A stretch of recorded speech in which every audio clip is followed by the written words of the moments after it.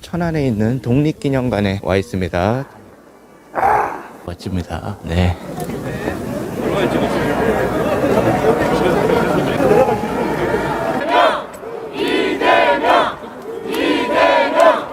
네, 후보님 오고 계십니다. 네, 우리 이재명 후보.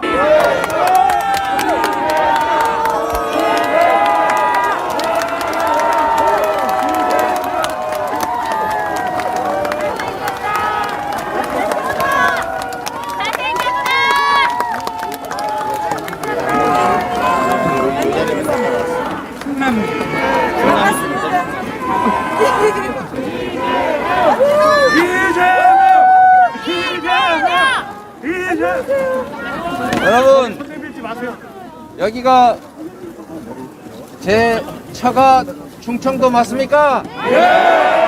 아니 맞습니다.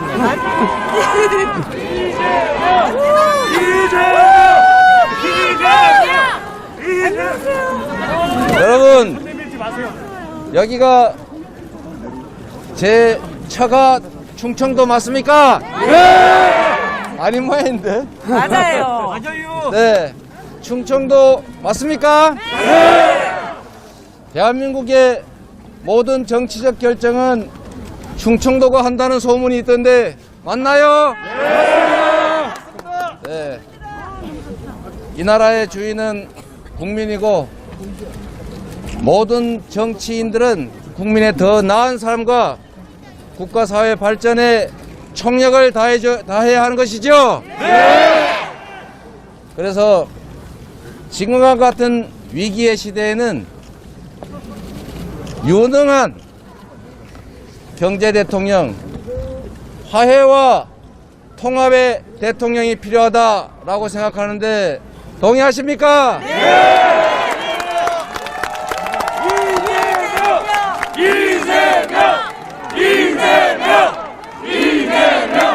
그래서 저는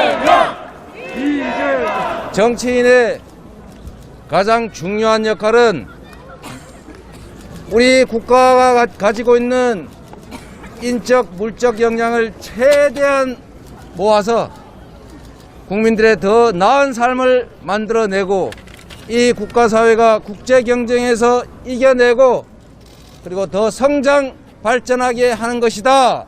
이렇게 생각하는데 맞습니까? 맞습니다. 그래서 여러분, 그래서 정치는 통합을 지향해야 하고 그래서 정치는 국민들을 화해하게 해야 합니다. 그런데 만약에 국민들을 편을 갈라서 싸우게 하고 국민들에게 증오를 심고 분열을 이용해서 자신의 정치적 이익을 획득하려고 하는 정치인이 있다면 응징해야 되겠죠? 그래서 청년 남녀들이 기회가 부족해서 편을 갈라 싸우고 지방과 수도권이 싸움이 나면 더 공정하게 만드는 것에 더해서 기회가 부족하지 않도록 경제가 성장하게 하고 기회 총량을 늘리는 게 바로 우리 기성세대 정치인들이 할 일 아니겠습니까?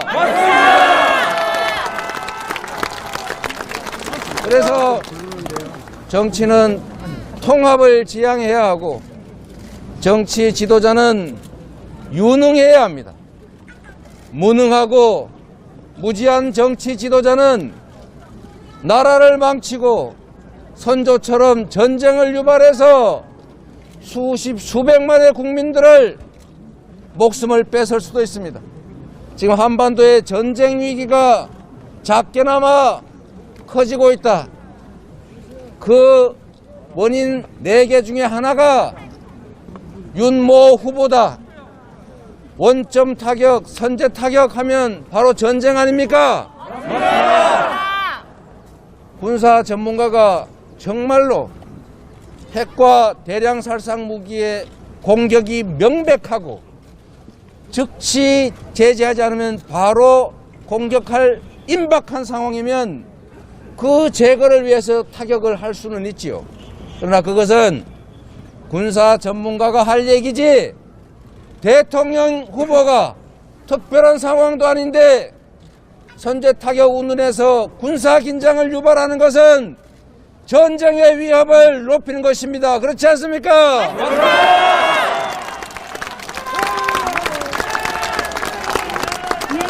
전쟁은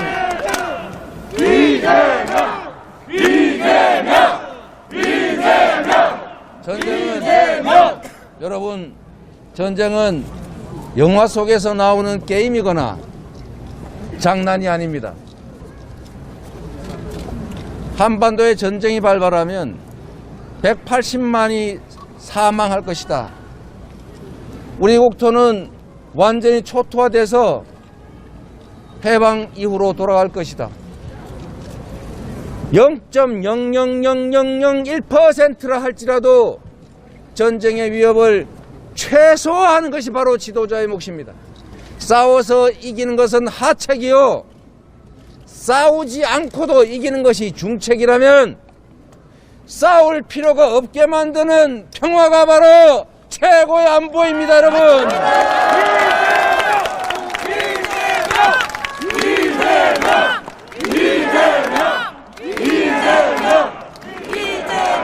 전쟁의 위협을 이용해서 휴전선에서 무력 도발을 요청하고 선거 때마다 북한이 도발하게 해서 정치적 이익을 획득하던 그 구태의 습관이 다시 이번에 나타나고 있습니다, 여러분. 어떻게 해야 되겠습니까? 응징해야죠. 응징해야 되겠죠? 네. 응징은 여러분이 해주십시오. 네. 두 번째, 제가 이 말씀을 꼭 드리고 싶습니다. 지금 양극화, 저성장, 기후위기, 남북관계 냉각, 미중 갈등, 드디어 우크라이나의 전쟁 위협, 온 세계가 위기입니다. 이 위기 속에서 우리가 도태하지 않고 이 위기를 이겨낼 뿐만 아니라 이 위기 상황을 기회로 만들어서 세계를 선도하는 국가로 다시 성장하는 나라로 만들려면 리더가, 정치 책임자가 유능해야 됩니다. 맞습니까? 위기에 강한 유능한 준비된 경제 대통령 후보가 누굽니까, 여러분?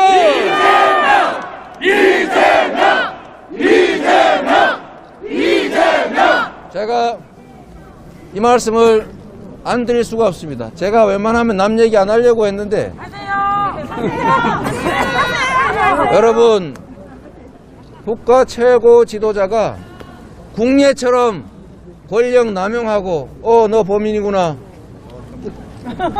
인정 안 하는 게 곧 범인이야, 너 만연해, 물에 던져봐가지고 나오면은 만연해, 죽어야 마녀가 아닌 게 증명되죠. 이런 세상 여러분 다시 겪고 싶습니까? 아닙니다. 노무현 대통령께서 고향으로 돌아가서 평범한 시민으로 살겠다고 한 것을 굳이 끌어내서 정치 보복해서 극단적 선택을 하게 만들었고, 우리 스스로도 지켜주지 못했다고 한탄하게 했던 그 악몽이 다시 시작되려 합니다, 여러분. 안 됩니다. 검사가 이렇게 말했습니다. 감히 5년짜리 권력자들이 검사한테 달려드느냐. 보신 분 계십니까? 네, 맞습니다. 이 나라의 주인은 국민이고 모든 권력은 국민으로부터 나오고 이 국민으로부터 직접 권력을 위임받은 선출 권력이 국민을 대신하는 것입니다. 임명 권력은 이 선출 권력의 지휘, 국민의 뜻에 복종해야 합니다. 동의하십니까? 네. 그런데 어떻게 감히 검사 나부랭이가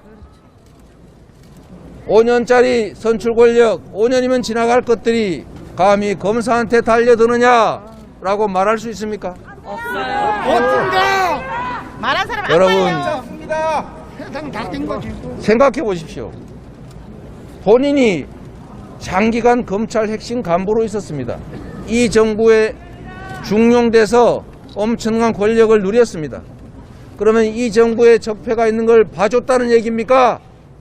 봐줬을 사람입니까? 없는 것도 만들어 탈탈 터는 사람이 있는 걸 묵인했다면 묵인한 본인 잘못 아니겠습니까? 맞습니다. 그런데 다음에 적폐 수사를 하겠다고 하는 것은 있는지 없는지 특별한 목적을 가지고 탈탈 털어보겠다, 기획 사정 수사하겠다, 정치 보복하겠다, 심지어 이런 얘기가 그쪽에서 돌고 있습니다.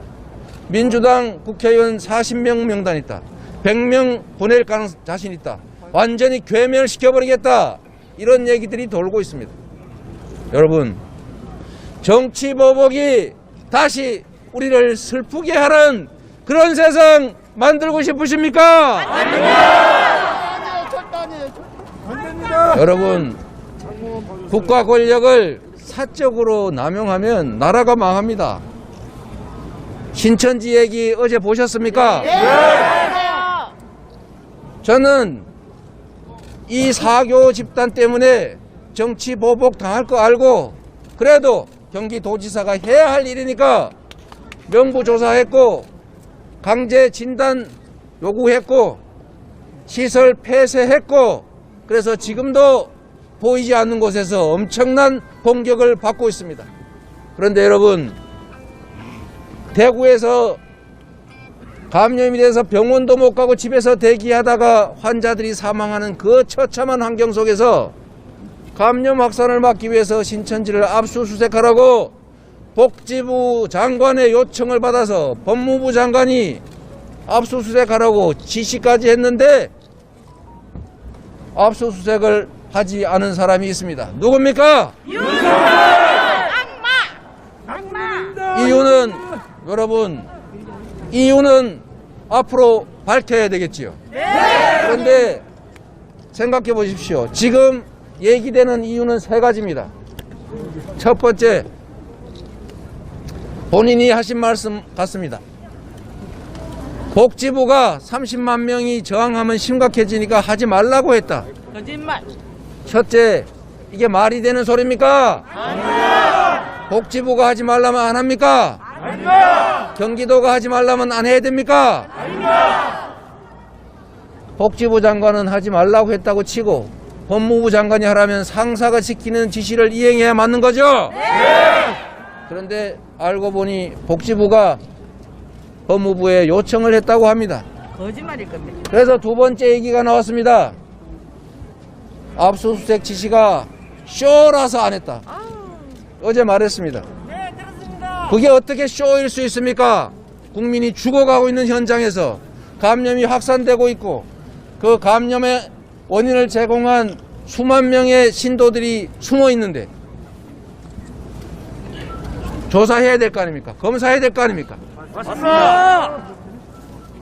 30만 아니라 300만이 저항하더라도 국민을 위해서 해야 할 일을 하라고, 그들이 동의하지 않으면 강제로라도 하라고 권력을 준 거 아닙니까, 여러분? 맞습니다.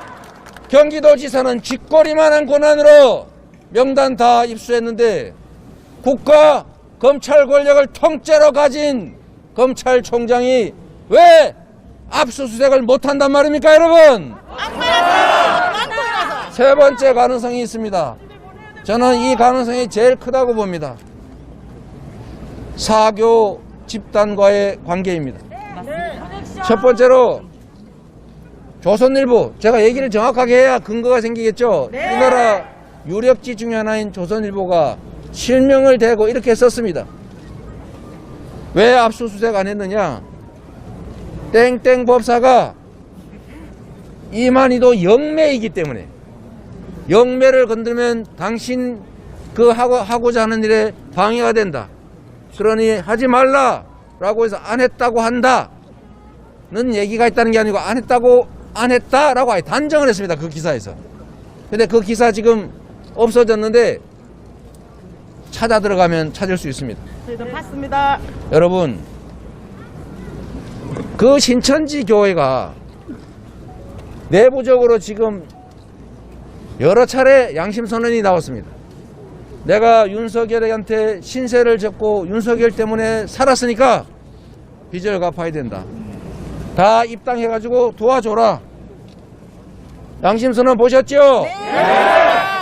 이거 국민을 위한 권력 행사를 포기하고 사익을 위해서 직무를 유기하고 그 사교 집단 신천지로부터 정치적 이익을 받은 중대 범죄입니다. 맞습니까? 여러분, 첫 번째, 맡겨진 권력을 권력의 주체인 국민을 위해서 쓰는 것이 아니라 자신의 사욕을 위해서, 사익을 위해 쓴 것이 가장 큰 문제입니다. 두 번째, 이 복잡한 과학기술의 시대, 국제경쟁의 시대에 어디에 투자를 할지를 땡땡 법사한테 물어보고 문제가 있는 사람 상대는 주술로 해결하고 이렇게 국가 경영을 하면 국가가 어디로 갈 것 같습니까, 여러분? 망할 길을 가게 됩니다, 여러분.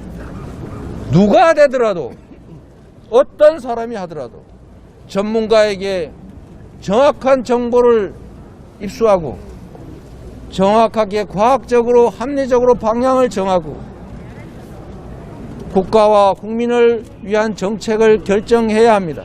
그런데 이 중요한 일들을 주술사들에게 샤머니즘에 의존해서 결정하면 우리 모두가 샤머니즘의 희생자가 됩니다, 여러분. 다시 국내의 지배를 받는 암묵한 과거로 돌아가게 됩니다. 여러분, 이거는 누가 대통령이 되느냐의 문제가 아닙니다. 사교 신천지가 비과학적인 주술로 국정을 농단하게 될 가능성이 매우 높습니다. 여러분, 점쟁이가 던지는 또는 주술사가 던지는 엽전 몇 개와 쌀 한 움큼의 부채도사의 부채에 따라 여러분의 운명이 결정되기를 바라십니까? 여러분이 바로 대한민국 그 자체이고 대통령을 만드는 것도 여러분이고 힘을 내야 할 것도 후보가 아니라 여러분이고 이 나라 운명을 책임져야 하는 것도 바로 여러분입니다. 그렇습니까?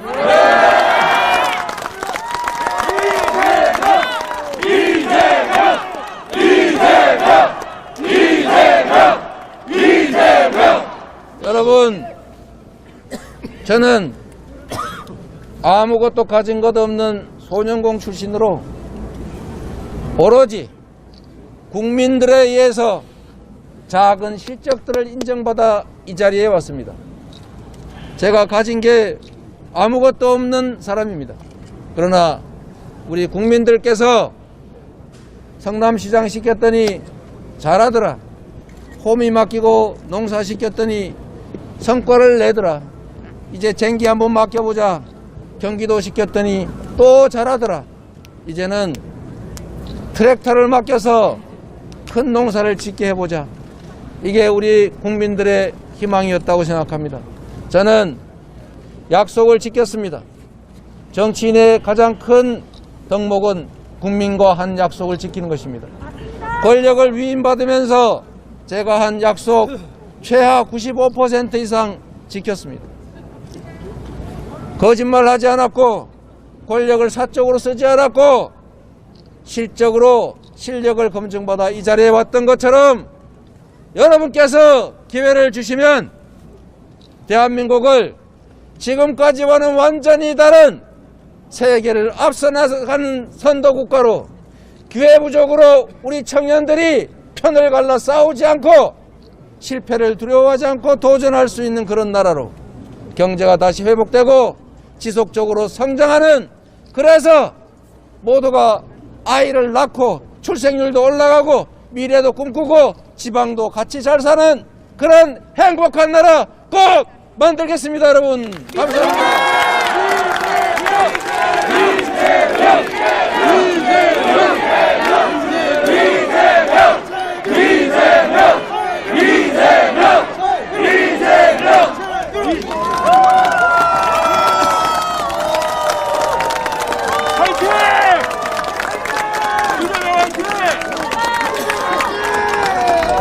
대한민국 만세!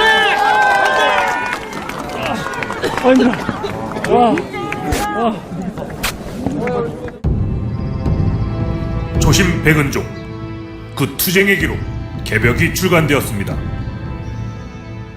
개벽은 이명박이 대통령으로 당선된 직후부터 시작되어 구속되기까지의 여정을 기록한 안티 이명박 투쟁의 역사입니다. 노무현 대통령 분향소를 침탈한 천인공노할 사건과 독도 소송을 함께한 이재명의 이야기, 그리고 이명박 독도 발언의 진실이 담겨 있습니다. 이재명을 저격한 김부선의 실체가 궁금하십니까? 윤석열 검찰이 백은종을 사찰한 이유가 궁금하십니까? 개벽에 모든 이야기가 담겨 있습니다. 시민운동가 백은종과 서울의 소리에 힘을 보태주십시오. 여러분의 지지와 성원을 기다립니다. 감사합니다.